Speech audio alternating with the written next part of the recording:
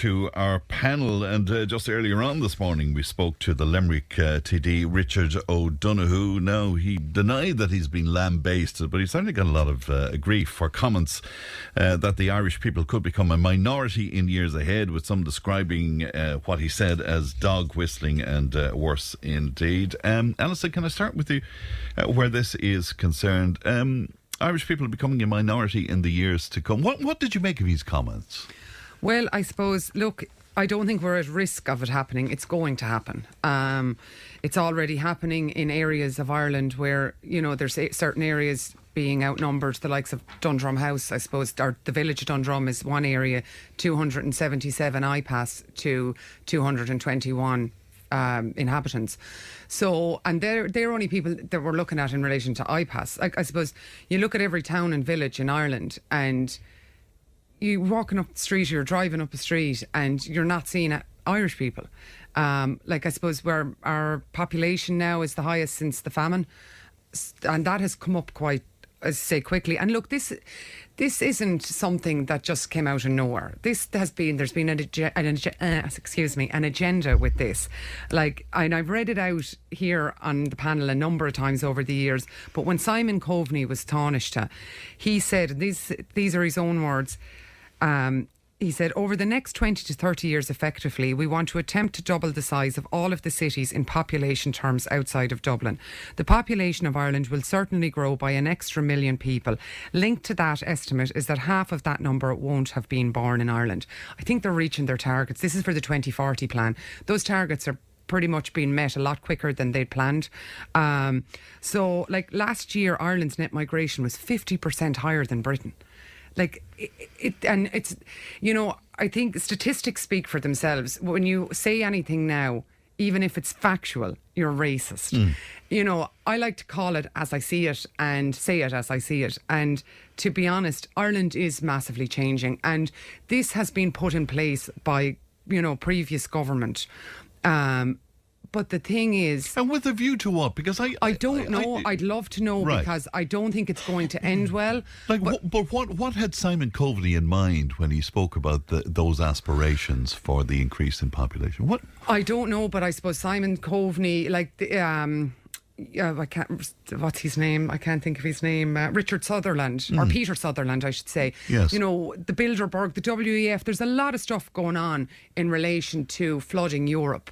But the thing is, like, you know, one big issue in Ireland is our infrastructure cannot cope. And the thing is, what's happening now, because our government are so afraid as being seen as being, you know, not humanitarian to people that are coming in, that they're actually kind of being racist to their own. And people are getting to... I see it from a business point of view. When you look at 3,500 businesses closed in the first 5 months of this year, but yet if you're a new arrival in Ireland, you can get 60,000 per year for 3 years to open a business.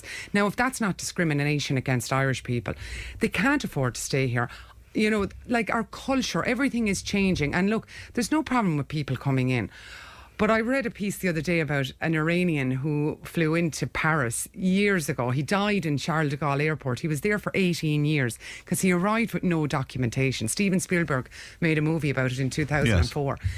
Like, we've gone from being quite rigid in, you know, how we process people to come in. You come in with your documentation, to allowing the floodgates to open. You know, like the likes of Dundrum, for instance, and say Evelyn Byrne in the Department, say, of Integration has told, you know, in their briefing document, has said that Dundrum will be used as a processing centre. So it'll be people coming to Ireland that have no documentation or haven't been processed to any manner. Like, we're not set up. They're putting the cart before the horse all the time. So you would go along with what Richard O'Donoghue... And as you know, I certainly would. The moment he said this, then he was dog whistling, he was drumming up hatred, he was doing all of these things. But you see, the thing is speaking fact, drumming up hatred. And that's something we really need to look at nowadays, because, to be honest, everyone in this room is victim of it, where you've said something, you know you're right, say, but you're kind of, oh, you have to be aware now because legally now you could be in trouble, or, you know, you're discriminating against someone. Since when did speaking factually become discrimination? It's this is what's happening. Joe, what are you making of of this. And what are you making of what Alison said there, by the way? Yeah, just listen to her. I'm not too sure. I wouldn't really agree with some of it now. And the reason I wouldn't agree with some of it, and I know she's laughing at me, but besides that, I wouldn't agree with some because I'll tell you, I honestly think if you go back 40, 50 years, like, we were that new arrival in all these other countries, and that's a fact. I know people say you can't go back. It's never our turn. It's a new thing for us to have all these non-nationals coming into the country. We didn't have all this 30 or 40 years ago to the extent that we have it now. Now we have it now. But if you go around to any of these, if you go in any city in Ireland and you get a taxi, I'll guarantee you the chances of being a white Irishman driving are fairly slim. If you go along then into hotels, I stayed in a hotel there a couple of weeks ago and I counted 14 different people that interactions with, and not one of them were Irish. Now, go back to Richard O'Donoghue. Who will do these jobs if we didn't have these people? This is a fact. Ireland has grown. We're punching way, way, way above our weight, and in all the things that we've done, a lot of the things we've done. Well, yes. I presume what Alison would say to you there is that it's very difficult for Irish people to stay in this country because, like, in terms of housing and the like, and maybe it's more attractive in other.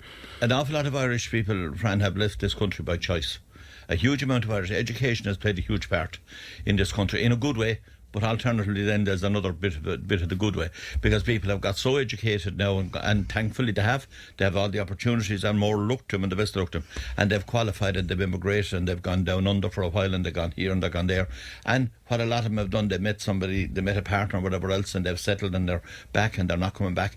And this has happened wholesale. And an awful lot of them then wouldn't come back because the price of houses has gone out through the bloody roof. It has gone nuts, the price of houses. And I pity any couple that have to try and start off at the minute like trying to go anywhere.